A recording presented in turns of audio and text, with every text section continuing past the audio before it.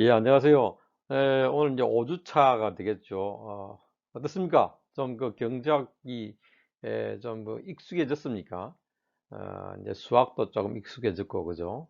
그런데 또 수학에서 좀 벗어나서 지금부터 또 이 본능론으로 들어갔죠. 저번 시간에 이제 본 게 경제학의 질문에서 본성론에 대해서 얘기를 하면서 신고전주의 경제학의 어떤 단일 본성론, 베블렌의 다중본능론을 우리가 비교를 했죠. 그 중에 우리가 이제 첫 번째가 본능론 중에서 그죠. 인간이 이 도덕적 본능을 가지고 있다. 이 얘기를 우리가 한번 여러 가지 연구 사례를 통해서 결론을 낸 것 같습니다.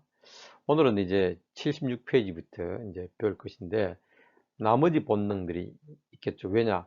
다중 본능론을 얘기했기 때문에 하나만 있는 것이 아니라 여러 가지가 있겠죠. 그 나머지 여러 가지 본능들을 배우고 이 본성론이죠. 기본적으로 큰 질문은 본성론입니다. 본성론에 기초해서 이 각 경제 학파에 따라서 시장 경제 모형이 어떻게 달라지는지를 보겠습니다. 다시 말씀드려서 인문학적 질문이 뭘 바꾼다? 경제학 기론을 바꾼다. 이거죠. 항상 인문학에서 출발합니다. 이제 자, 이게 교과서는 76페이지가 있죠. 여기 보면 이제 어버이 본능에 힘입어 하고 얘기 있죠. 이게 이제 저번 시간에 배운 내용이 되겠죠. 자, 책은 여러분 꼭 지금 가지고 있습니까? 나중에 책으로 그죠? 오픈북 시험을 치기 때문에 이 책이 없으면 절대 시험을 칠 수가 없게 되어 있습니다. 빨리빨리 준비하세요. 어, 자, 저번 시간에 이제 우리가 이제 인문학적 질문이 한번 봅시다. 다시 말씀드려서 경제학은 어디에? 인문학과 자연과학 그 위에 서 있다는 거. 그 다음에 그 경제학을 가지고 현실을 이해한다고 얘기했죠. 그래서 우리가 경제학을 먼저 배우기 전에 인문학적 질문을 먼저 검토하는 것이 오히려 경제학을 쉽게 이해하는 방식이고, 그리고 올바르게 이해하는 방식이라는 것. 이 명제를 여러분들이 자 기억하고 제 강의를 들어주면은 굉장히 일관성 있게 이해되고 또 쉽게 이해될 거예요. 항상 그렇습니다. 인문학에서 경제학으로 간다. 자, 그 중에 하나가 이제 본성에 관한 얘기였죠. 인간의 본성은 어떠한가 하니까 어떻습니까? 동일한 질문에 대해서 경제학자들은 서로 다른 답을 내린다고 했죠. 그 얘기를 했습니다. 그래서 이제 본성에 관한 한 신고전주의 경제학자들은 어떻게 대답했습니까? 인간의 본성은 이기적이다. 악하다. 이렇게 답을 내렸는데, 이 제도 경제학의 일종인 이게 시초가 되겠죠. 베블러는 다중본능론을 얘기하면서 인간은 단지 그렇게 이기적이거나 악하지만은 않다는 얘기를 했습니다. 그러면서 보세요. 우리가 본 얘기가 도덕적 본성을 지니고 있다 했던 것이 저번 시간에 배운 내용이었죠. 다시 말씀드려서 본성은 어, 한 가지만 존재하지 않는다 하면서 우리가 도덕적 본성이 먼저 존재하고, 그래서 신고전주의 경제학이 주장하는 그런 비도덕적인 그 악한 본성만으로 통일되어 있다 하는 그 주장을 일단 반박을 했습니다. 그 다음에 이제 말씀드렸습니다만은 이게 다중 본능이라 있다는 것은 여러 가지 본능이 있다는 거죠. 그래서 비록 저번 시간에 우리가 도덕적 본성이나 어느 본능 이렇게 얘기해도 됩니다. 두 가지를 섞어서 얘기해도 됩니다. 이 도덕적 본성에 대해서 우리가 부각을 시켰다 하더라도 인간의 본성, 즉 본능은 이 도덕적 본성으로만 제한되지 않는다는 겁니다. 그 말은 도덕적 본성 외에 또 다른 것이 있다는 겁니다. 주의해야 돼요. 또 다른 것이 있다고 하니까 또 도덕적 본성을 잊어버리면 안 됩니다. 이거는 있는 것을 확인했고 또 다른 본성의 존재를 확인해 가는 것이 오늘 그 여러분과 이제 고민할 그런 중요한 주제가 됩니다. 그 중에 하나가 이제 한간 호기심이라는 그 본능이 우리 인간에게 있다는 겁니다. 즉 진화 과정을 통해서 한간 호기심이란 그 본능을 가지게 됐다. 자, 한가하다니까 게으르다는 거죠. 빈둥빈둥 논다는 이런 느낌이 들어있죠. 여러분들은 우리가 너무 그 자본주의 사회, 그다음에 근대 사회의 문화에 젖어 들어가지고 한가하다 하면 모두가 죄악으로 생각하고 있죠. 부정적으로만 생각하고 있는데 반드시 그렇게 생각할 필요는 없습니다. 한가함 그 자체가 어쩌면 생산적일 수도 있고 뭐 생산적이지 않다 하더라도 우리가 노는 것도 나쁜 건 아니죠, 그죠? 그래서 이제 한가한, 이제 아이들하다 이 자체에 대해서 너무 지금부터 부정적인 관점을 가질 필요는 없습니다. 자, 그 점을 이제 우리 베블렌이 이제 강조를 했죠. 한간 호기심. 한마디로 말해서 뭐 멍 때리고 있다. 이것도 하나의 한간 호기심에 들어가겠죠. 아무 생각 없이 있는 것도 한간 호기심의 일종이겠지만, 그러나 한간 호기심이라는 것은 뭔가 골똘히 일은 안 해요. 그죠? 여러분들이 통상 주목하고 있는 뭐 노동이라든지 공부를 한다든지 이런 정신노동과 육체노동은 하지 않습니다. 그럼에도 불구하고 뭔가 하나 꼴토리 생각한다든지 뭔가 주목하는 경우가 있죠. 즉 관찰을 하는 경우가 있고 사색을 하는 경우가 있습니다. 그렇죠? 그런데도 불구하고 그냥 빈둥빈둥 노는 것 같아요.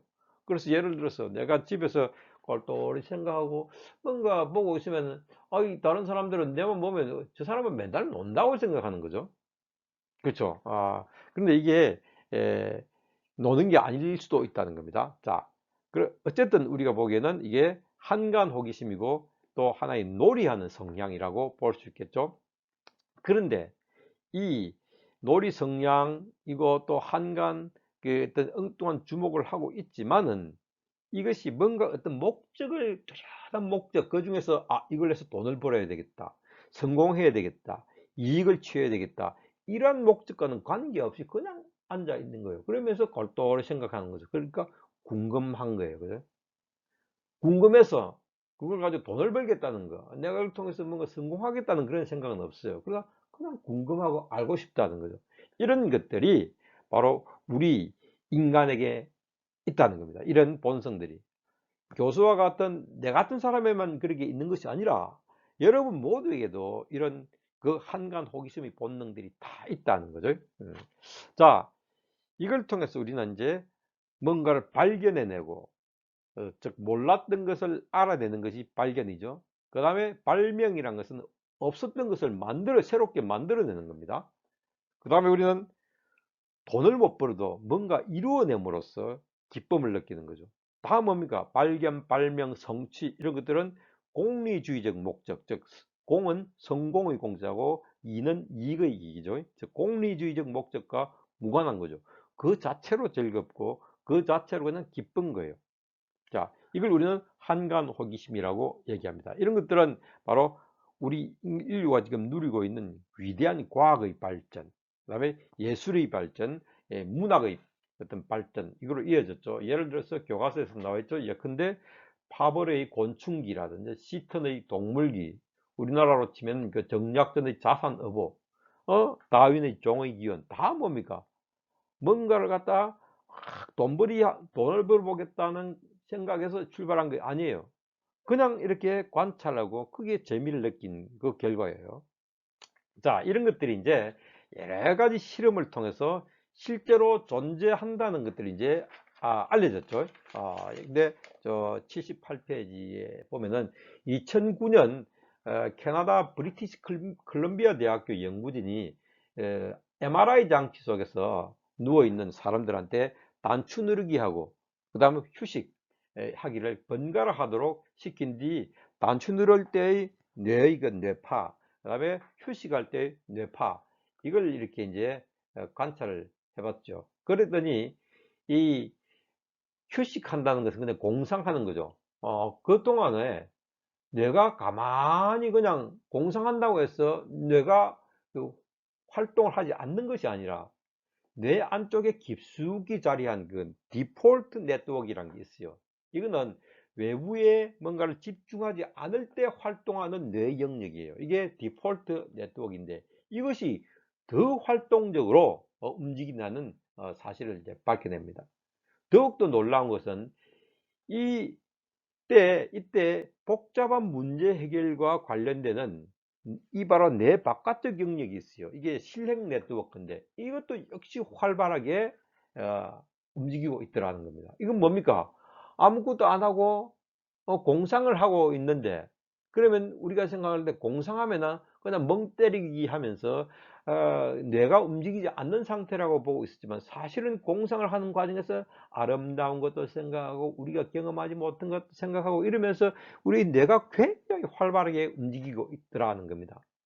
자, 이게 바로 뭡니까? 한간 호기심이고, 이 한간 호기심은 굉장히 엉뚱한 주목이고, 누가 볼 때 그 뭐 이상한 그 뭔가 또라이 같은 놈 같이 보여도 이거 뭡니까? 이게 굉장히 우리의 그 어떤 뇌를 갖다가 굉장히 그 어떤 활발하게 움직이고 있는 그런 과정이라고 우리는 볼 수 있겠죠. 자, 어쨌든 이 과정을 통해서 우리가 누리고 있는 과학, 그죠? 엉뚱한, 그죠? 그냥 훈련 잘 받고 시키는 대로 한 사람들의 그 어떤 지적 활동의 결과가 아니라, 그냥 남들이 볼 땐 뭔가 또라이 같은 생각들, 이런 생각을 하면서 남과 다르게 생각하면서 위대한 과학이 탄생했고 예술이 탄생했고 위대한 문학이 이제 만들어졌다는 겁니다.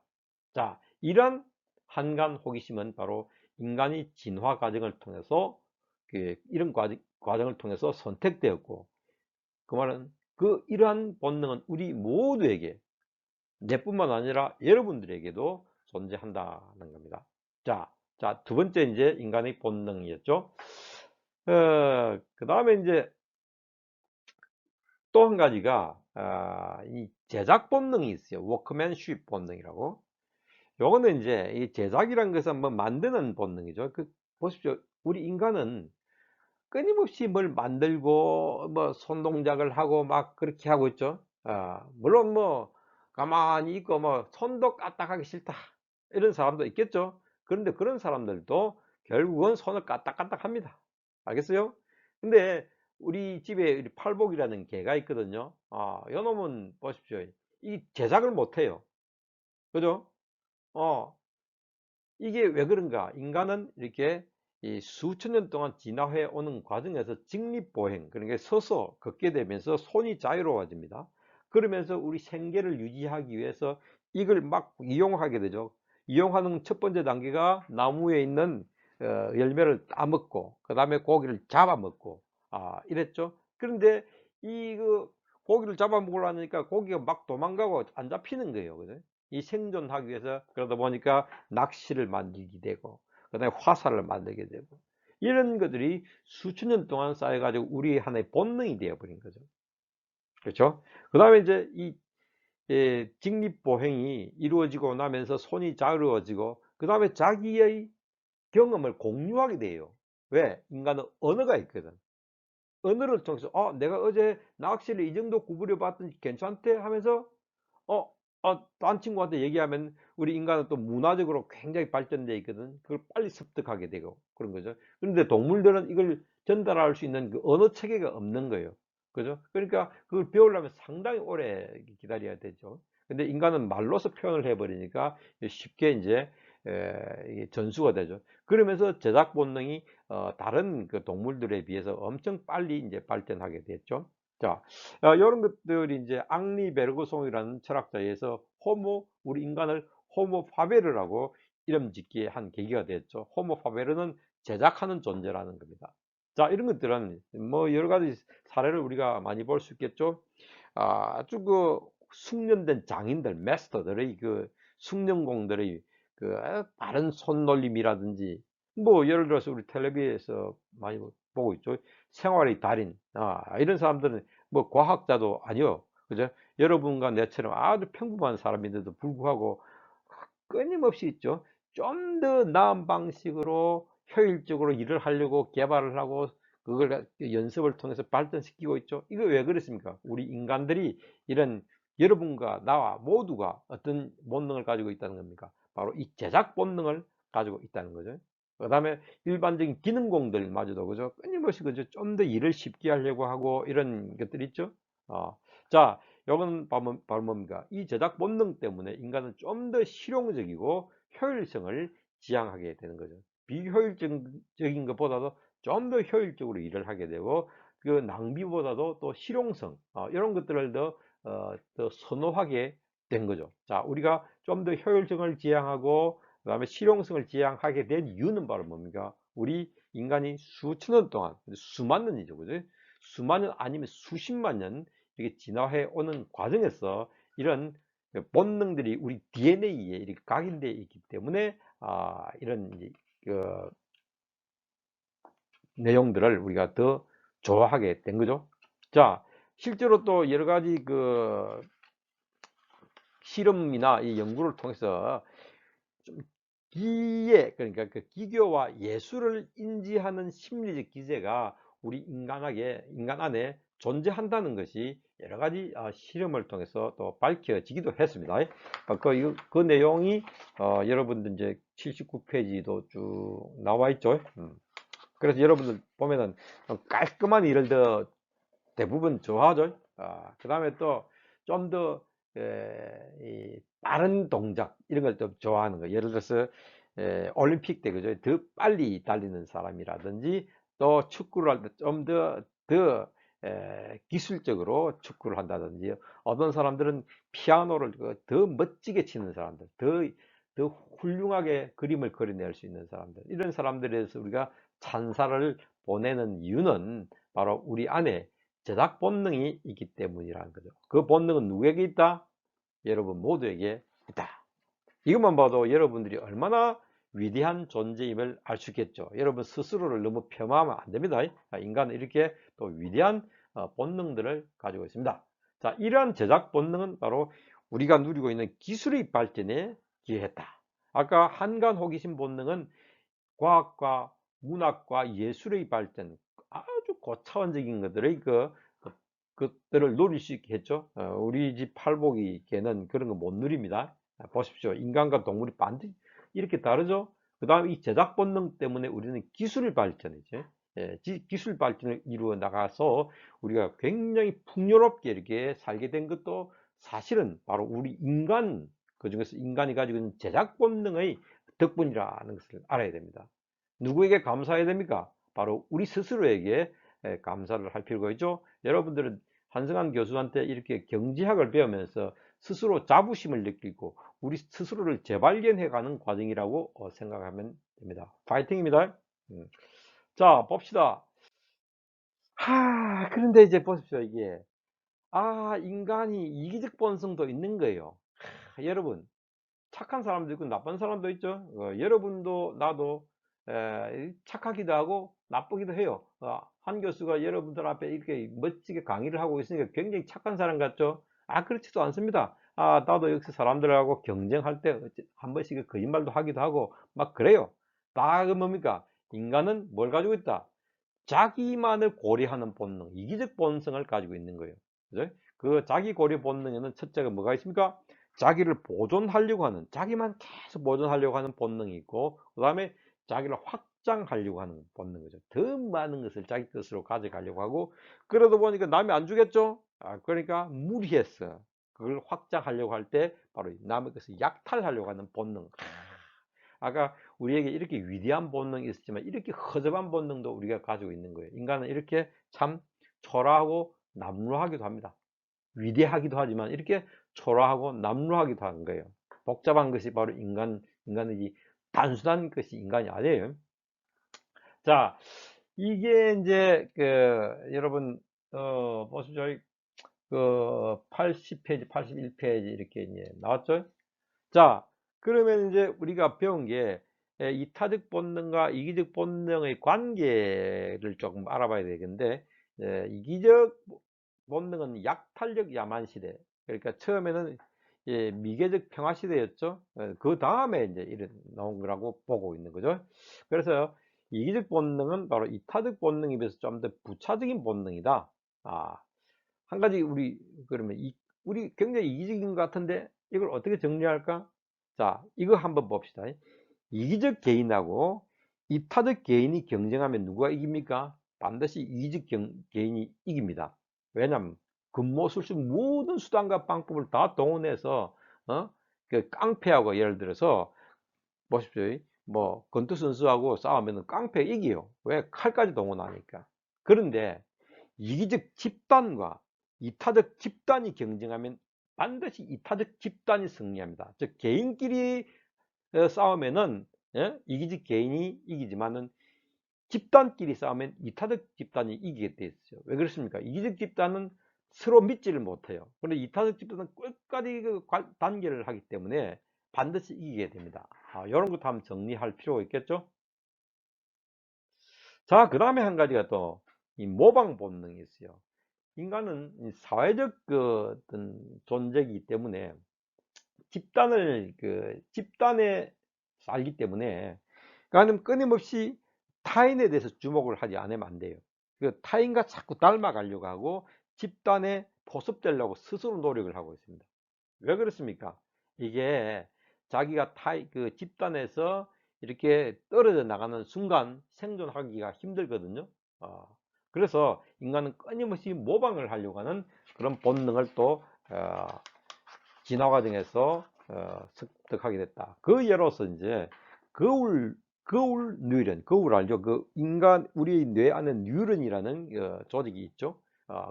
그런 거울 뉴런이 여러 가지 실험을 통해서 확인됐습니다. 자, 이거는 거울 뉴런이라는 것은 뭐냐면은 결국 내가 있죠. 어떤 행동을 했을 때 다른 사람은 나의 그 웃는 행동에 대해서 자기도 웃지 않아요. 웃지 않지만 자동적으로 내 웃는 것을 인식하는 능력이 있어요. 바로 반영이 돼 버려요. 그게 본능적으로. 그러한 뉴런이 있다는 것을 이제 과학 실험을 통해서 밝혀냈어요. 그 말은 뭡니까?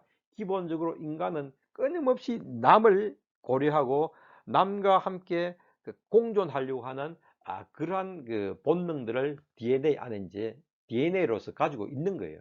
자, 이게 바로 뭡니까? 인간은 이 생물학적으로 이미 사회적 존재라는 것을 우리에게 가르쳐 주는 거죠. 저 지금 그 교과서에 넣은 그 저번에 봤죠? 5-1 베블렌의 그 다중본능론 표가 있죠. 이 표가 지금까지 설명한 것들을 요약해 놓은 것이라고 보면 됩니다. 자, 그 다음에 또 한 가지가 있어요. 이게 호모 루덴스, 인간은 또 유의하는 존재이기도 합니다. 앞에는 우리 제작 본능 가지고 있는데 인간이 맨날 일만 하겠습니까? 여러분들도 맨날 일만 하고 나는 맨날 공부만 하고 있으면 이 지겨워서 못 삽니다. 여러분, 여러분과 똑같이 나도 노는 거 아주 좋아해요. 즉, 그 말은 인간은 놀이하는 본능을 가지고 있습니다. 이걸 우리는 호모, 요한 하이징어가 호모 루덴스라고 지칭했습니다. 네? 그래서 우리가 놀고 싶어 하는 것을 너무 죄악으로 생각하면 안 돼요. 우리의 본능이기도 합니다. 그 말은 뭘 얘기합니까? 우리 사회는 있죠. 너무나 일을 많이 해요. 일중독에 빠져 있고, 일중독에 빠져 있다 보니까 산업재해로서 우리 한 해에 2,400명이 죽고 있습니다. 그리고 좀비처럼 모두가 저녁이 없는 삶을 이어가고 있어요. 이게 정상적인 삶이 아니죠. 경제는 일 열심히 하는 것이 경제가 아니고, 우리 삶의 질을 개선시켜 주는 것이 경제지, 일 많이 한다고 해서 그게 좋은 경제가 아니에요. 좋은 경제는 워라밸이에요. 적당한 일과 적당한 여유가 있어야 되는 거죠. 자, 나와 달리 여러분들은 젊은 세대죠. 여러분들이 이 사회를 이끌어 나갈 때는 좀 더 일 조금 덜 하고, 그렇습니까? 인생을 조금 더 즐길 수 있는, 즉 유의하는, 놀이하는 이런 존재로서의 본성을 우리가 찾아갈 필요가 있는 겁니다.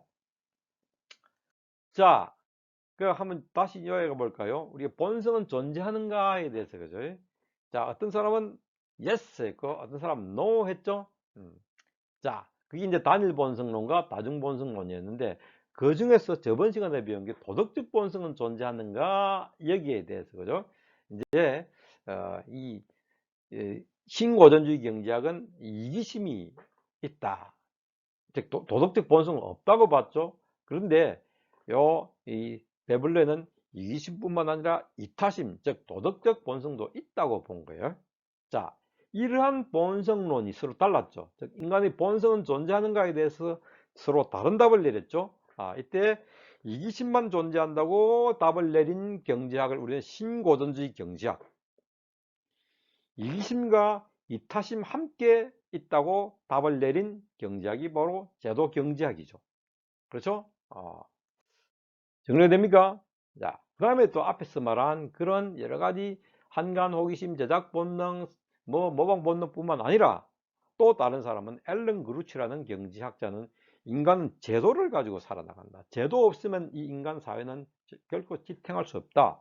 그러면 그 다음에 또 인간만이 문화를 인식하고 문화를 창조해낼 수 있는 그런 존재다. 그래서 문화적 존재라고도 합니다. 또 한나 아렌트와 같은 정치학자는 인간은 바로 인간만 정치를 할 수 있는 존재다. 사실은 우리 인간만 그런 게 아니라 그죠? 침팬지 사회를 보고 있으면 서로 막 정치하고 있어요. 그죠? 이런 것도 다시 텔레비를 통해서 확인해 보세요. 오늘 내 강의를 듣고 나서. 자, 이런 여러 가지. 그래서 이러한 인간의 두뇌는 이런 여러 가지 기능들을 가지고 있는데 이걸 이제 진화 심리학에서는 모듈이라고 합니다. 그런데 이런 모듈들이 베블렌이 말한 한 대여섯 개만 있는 것이 아니라 사실은 학습하는 모듈, 그 다음에 사랑하는 모듈, 뭐 여러 가지 운동하는 모듈, 이런 게 한 약 100여 개 정도 있다는 것이, 100여 개 정도가, 100개 이하죠. 100개 이하 정도가 있다는 것이 나름 연구를 통해서 확인을 했습니다. 이 모듈, 현대 과학을 통해서 발견한 이 모듈이 사실은 베블렌의 본능과 동일한 거죠. 그래서 베블렌의 적어도 다중본능론이죠. 신고전주의는 단일본능론이었죠. 이 베블렌의 다중본능론은 바로 자연과학으로 입증되고 있습니다. 어떻게? 바로 100개 정도의 모듈이 있죠. 다중이죠. 자, 그래서 이제 경제학파는 뭡니까? 요약해 봅시다. 동일한 인문학적 질문에 대해서 서로 다른 답을 내린다고 했죠. 그렇죠? 근데 이렇게 인간의 본성에 대한 여러 가지 다른 답이 나왔습니다. 그래서 이제 그 5-2조 85페이지에 보면 이제 경제학파별로 본성론이 이제 서로 구분이 되어 있죠. 신고전주의 경제학의 단일 본성론, 그 다음에 제도 경제학의 다중본능론, 이런 것들이 지금까지 배운 내용들이 이렇게 쫙 정리가 되어 있습니다. 잘 암기를 해야 되겠죠.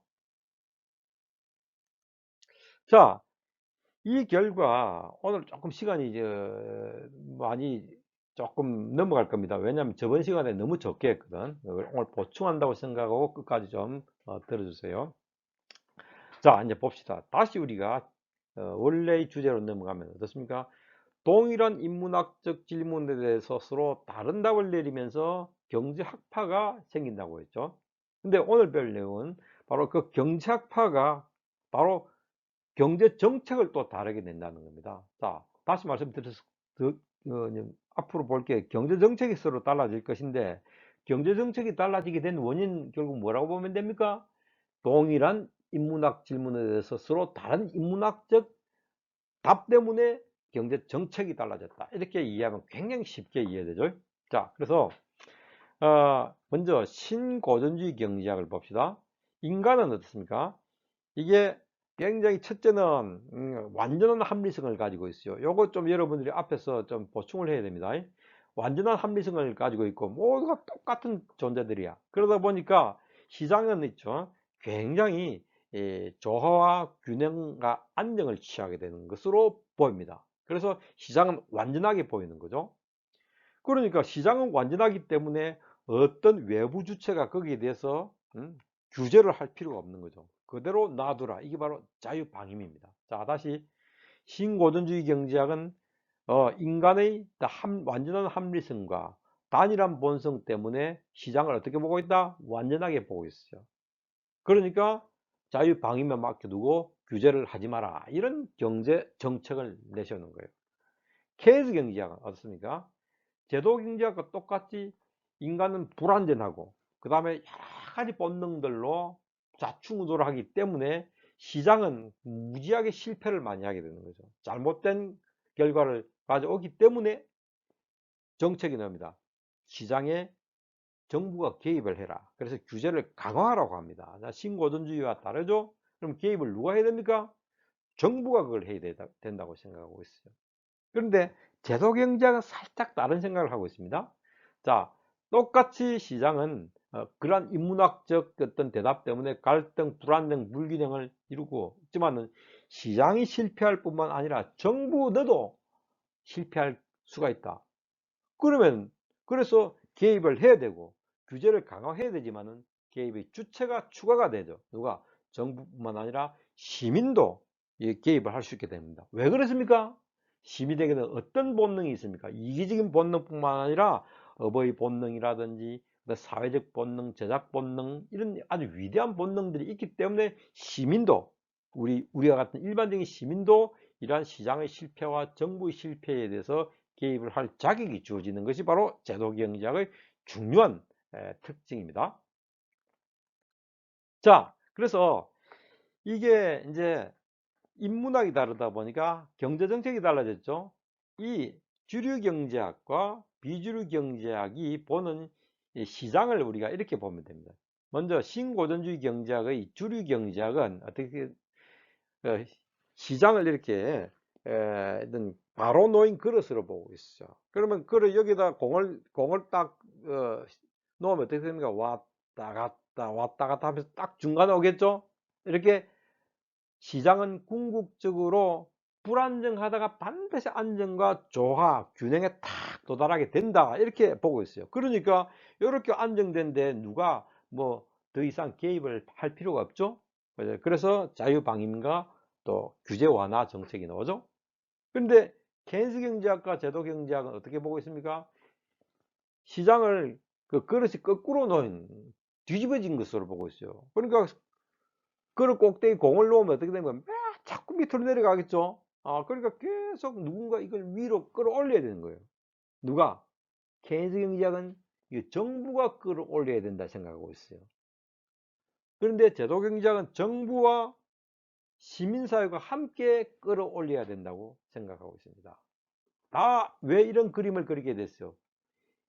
인간의 본성에 대한 인문학적 대답이 서로 다르기 때문에 이런 그릇을 그리게 된 거죠. 인문학이 이렇게 중요합니다. 자, 그래서 이제 결론을 내봅시다.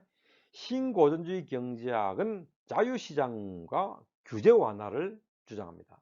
근데 케인스 경제학과 제도 경제학은 자유시장이 아니라 개입을 해야 된다. 그 다음에 규제를 좀 더 강화해야 된다는 생각을 가지고 있어요.